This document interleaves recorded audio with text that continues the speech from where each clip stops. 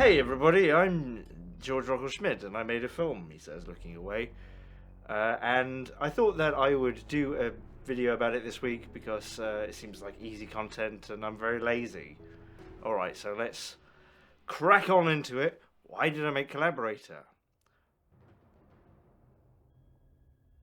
Well, it was a very long time ago. Something to do with free will? Yeah.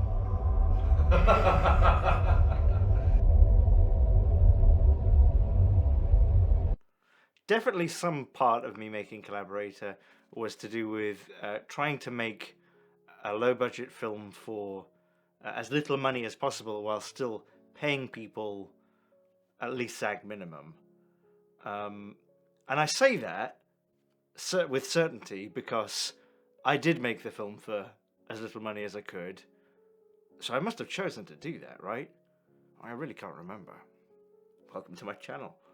One thing I definitely do remember is that I wrote the script with a view to direct it. I'm not really into, like writing scripts and sending them off or anywhere.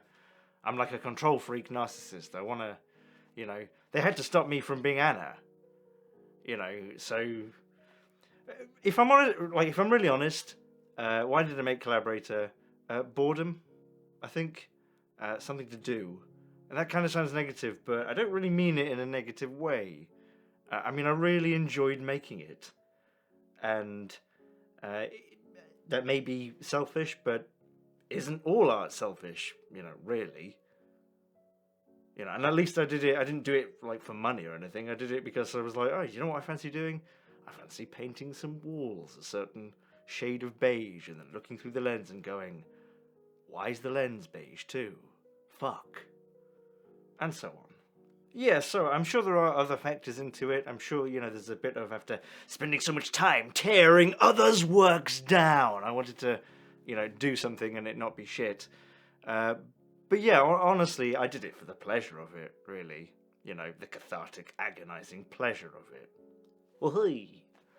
So I wrote the script. Nothing interesting to say there, I just wrote it. No writing rituals, nowhere to write in particular, just like, oh, I better write the fucking script now.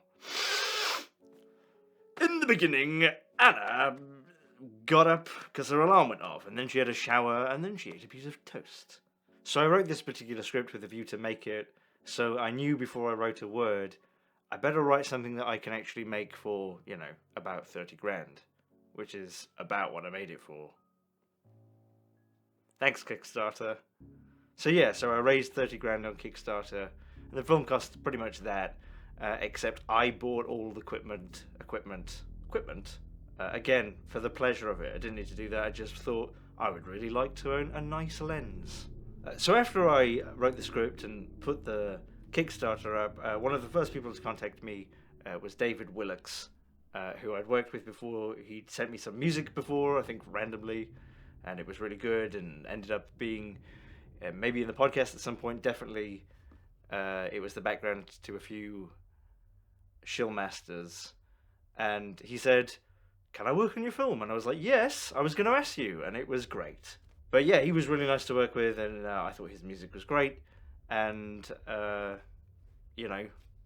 sure, I hope it's out there for you to listen to, because I said that was cool, so I hope he makes fucking loads of money off of it. It was good. He used a keyboard. That's pretty much what I can tell you about that. He used a keyboard and he also sang.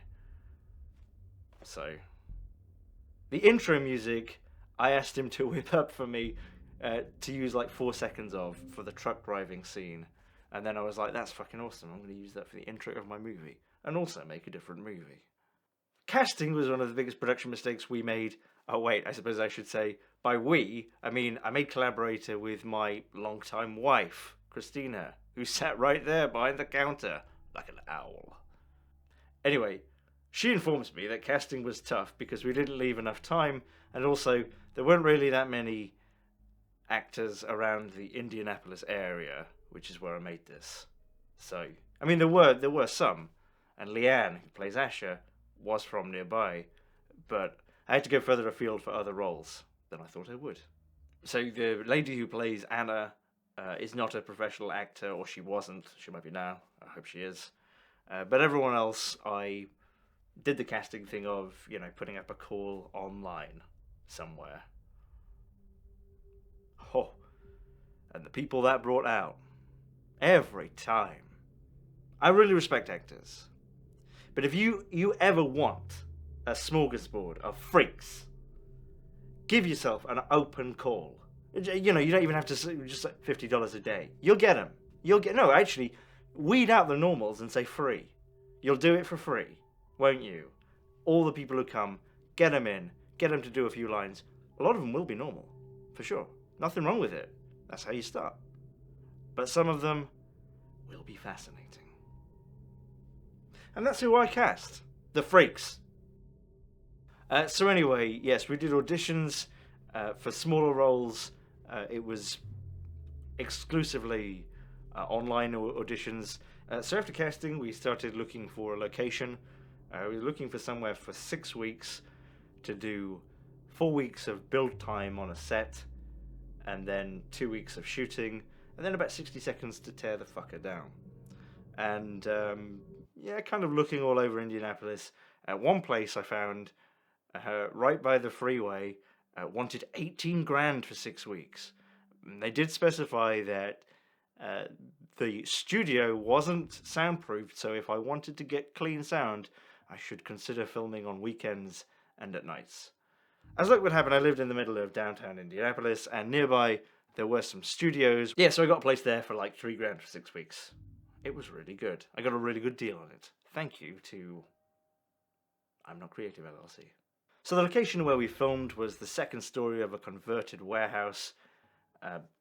All the floors were epoxy, all the walls were brick, apart from one wall which was just glass. So it wasn't exactly soundproof. But I kind of knew it wouldn't be, so it was fine. I built a 5-sided cube without the bottom, if you like. Essentially that was the set. There was a roof and I wired in a light. Rather than have a lighting grid, I just had like an office light. And for the floor, I put down carpet tiles straight onto the epoxy, which I would advise anyone to do.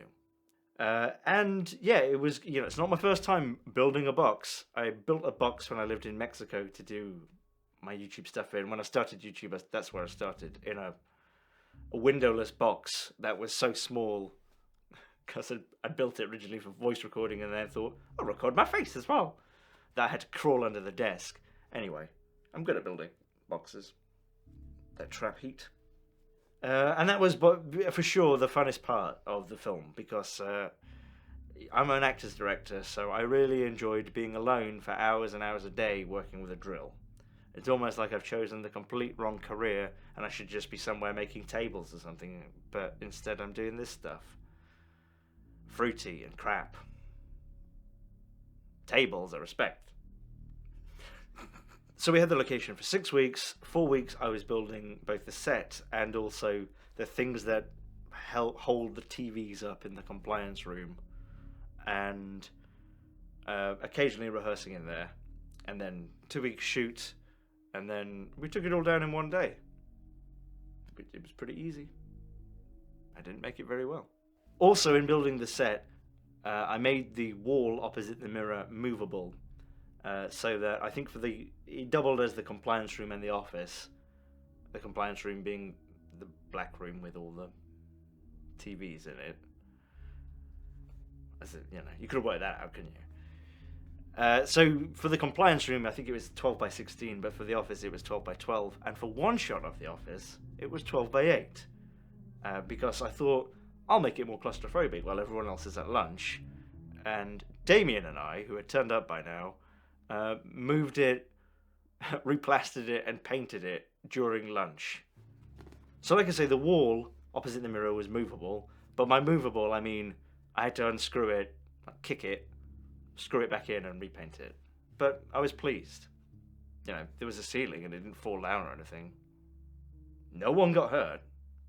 So the way scheduling worked was I knew that I would have to start out with the office and then change it to the compliance room and then back to the office, which kind of sounds a bit nuts, but it saved me money by having, you know, an actor do a block of 4 days and then go home rather than, you know, have to hang around for a week doing nothing.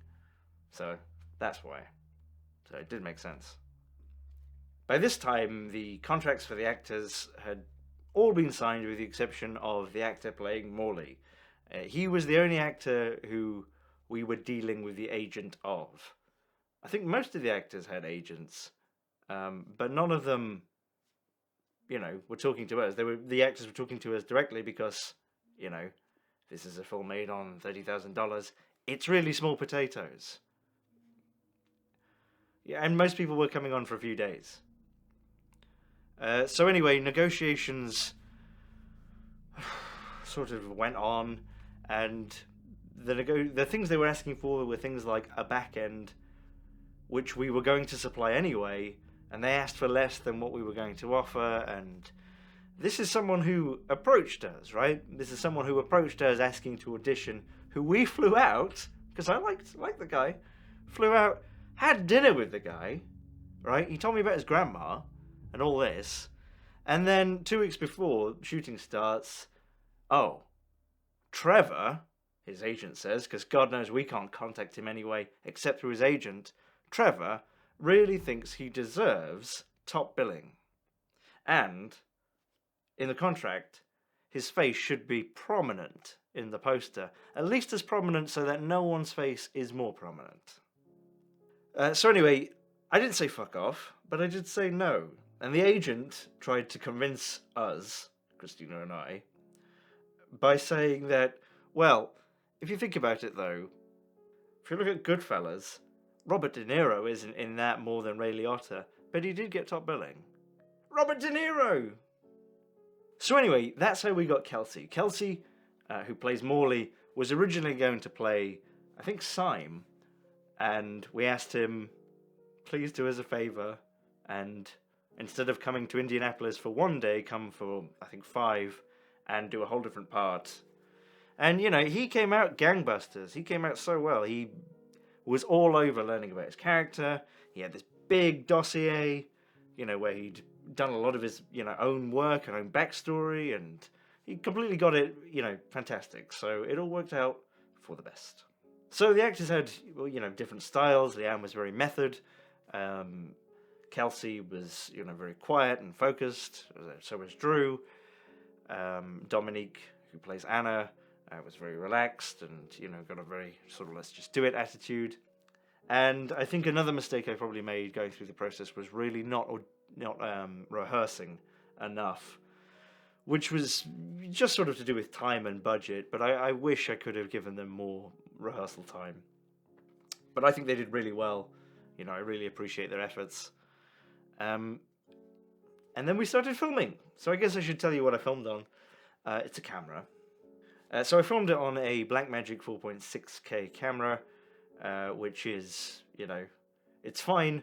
It was probably the cheapest new 4.6K camera I could get to the specifications I wanted. I also bought 2 second-hand Canon lenses, one a 24mm and one a 50mm, that really changed the game for me. They made the whole thing a lot easier to shoot. They have the potential for very low t-stops of things like t.13, so they can let in a lot of light. The microphone that I'm recording on now is an MKH60. Again, I bought that secondhand, and I think it's actually a really old one. I seem to remember, like one from the 90s. It works really well. The sound is so much better than my old microphone, I think an NTG2. So if you care about any of that. I mainly didn't light anything. I just used natural light or naturally occurring light, i.e., you know, the fluorescent tube. Again, I was able to do that because the lenses I've got let in so much light. It would have been a much grainier, sort of dirtier looking film without those lenses. I did light a couple of things. I think there's a deleted scene where Anna, it's just a connecting scene where Anna is coming out of her bathroom before she meets Morley, and she comes through the apartment, and I did like that, and it did look okay. but I didn't really light anything else. I think I lit the outside of the compliance room when they're coming in it right at the beginning. So the crew were 3 people: myself, Christina, the producer, T-Girl, costume coordinator, continuity person, and Clapper.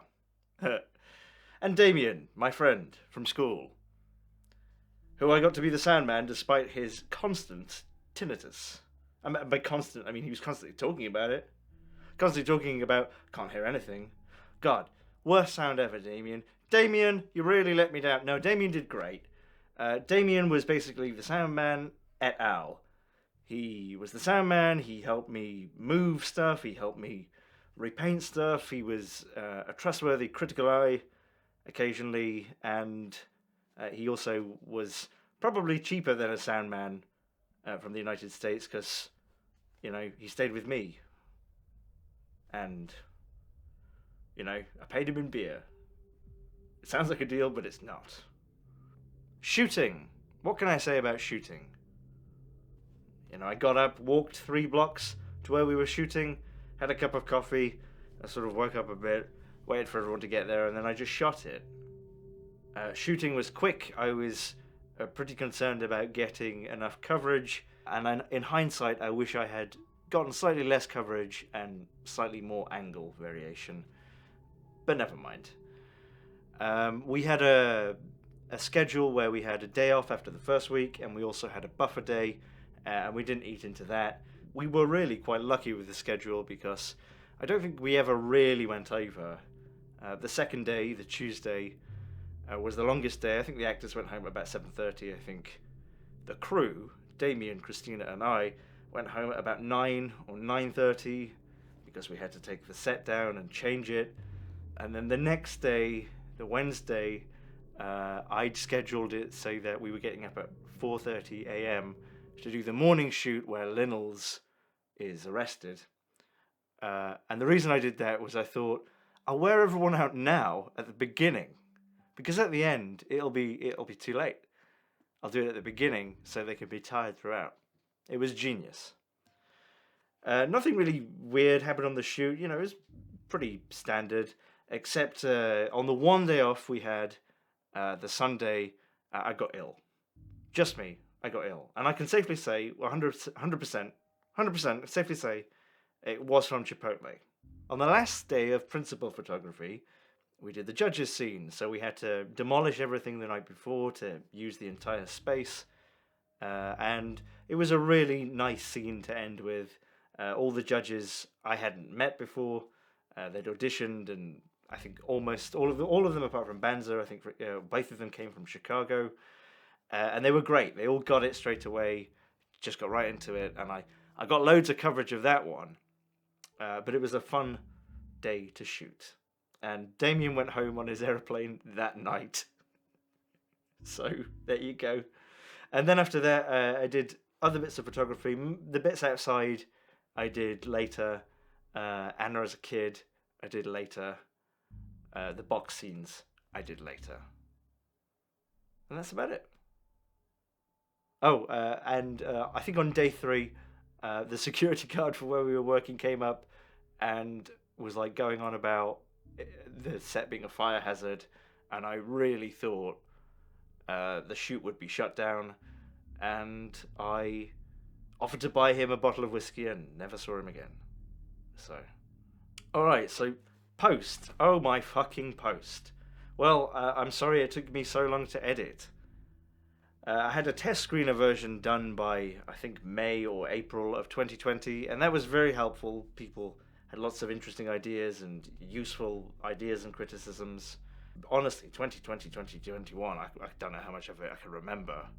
Definitely, I cannot differentiate between those 2 years. It's just one long year, one long shit year, you know, as it was for a lot of people. It wasn't especially shit for me, but man, I don't remember much. I found that it was very hard to develop distance, you know, so when I would come back, I just couldn't escape that. I would like re-edit the entire thing and go through it and change bits and put bits back in and all this shit, but it was just distance, it was just time, whether I could have really just saved myself some time and just put it on the shelf, which is what I should have done, and not looked at it at all for like 2 years. But I didn't know that. So I kept going back to it, and has it been enough time? I haven't worked on it for 6 weeks. I'll go back to it, and then, oh no, it's not been enough time, not really. So yeah, the distance. I mean, I'm not a different person to the person I was when I made it, but I am 10% older. Yeah, the distance and time was really critical for me to getting it to a place as an editor where it was worth putting out, and yeah, I finally got to the point where I could come at it and just think, I'm going to come at it as an editor, and I'm going to make it as entertaining as possible to me. I'm not going to worry about what anyone else says. To me, what would entertain me? So I changed loads of things, and I got rid of the original ending, which was originally after Anna is arrested. There's a scene with her and Morley in the compliance room, and I reworked this over and over and over. Every time I re-edited the film, I would feel really good about it, and then get to that scene that I would edit and think, oh god, and then it would go back, and I'd worry about it, and then I'd come out, feel good about it again, get to the end and be like, I can't do anything with this. The reason it was like that was just because of the way I directed it. It was just really an experience. The acting was great. I felt very guilty about cutting out that scene because it took so long to film. I think it took the longest of all scenes to film, and Kelsey is really shouting in that, and like he really fucked his voice up, and there's some really good acting moments from both Dominique and Kelsey in there, and it felt so wrong to cut it as someone who directed it, but as someone who edited it, I don't care about that. And I just thought, oh no, it doesn't work. It actually works really a lot better if I just leave it here. So I did that. I don't think it really changes the meaning of the end, although it probably does a little bit. But I think for the film as a product, not necessarily just as a product to sell, but as a complete package, it was the right thing to do. So really, that's it. Obviously, I've not talked about, the incredibly meaningful subtext, or whatever. I'd sort of like to leave that open for a bit. I mean, that's kind of the fun of it, right? I think. So I obviously released this film on YouTube. Originally, I had a very vague plan of trying to get it onto Amazon for free. I don't know what the situation with Amazon is like now, but definitely at the time, it was very easy to get things up onto Amazon, a la Bad Ben. But honestly, I just don't want my dick tied to, any of those streamers. And really, it's only Amazon who I could get in with. It's not like Netflix is going to be interested or anything. It just seems, like everyone else already paid for it, so it might as well be on YouTube for free. I guess. I think I was also kind of worried at one point about compression on YouTube, but I'm not convinced that's not an issue anywhere else either. And I'm not exactly going to bother with printing DVDs or Blu-rays. Not until the 10th special anniversary edition. Well, that's kind of it. Thanks to everyone on Kickstarter so much for supporting me. I'd have never made it without people on Kickstarter. No one was ever going to give me money to make this. I'm not going to go in anywhere and pitch to some corpo. I wouldn't have been able to make it without you guys. I really appreciate it. I know it's not everyone's cup of tea. I know that some people might not like it. It is kind of boring, but also brilliant. But thank you so much. And even if you didn't like it, I hope that you can see that I really tried to do something, that doesn't involve selling T-shirts. So, thanks very much. Thank you to all the cast. It was really good working with you. I hope I wasn't too weird or preoccupied with pressing buttons on the camera. Thank you. You guys were great.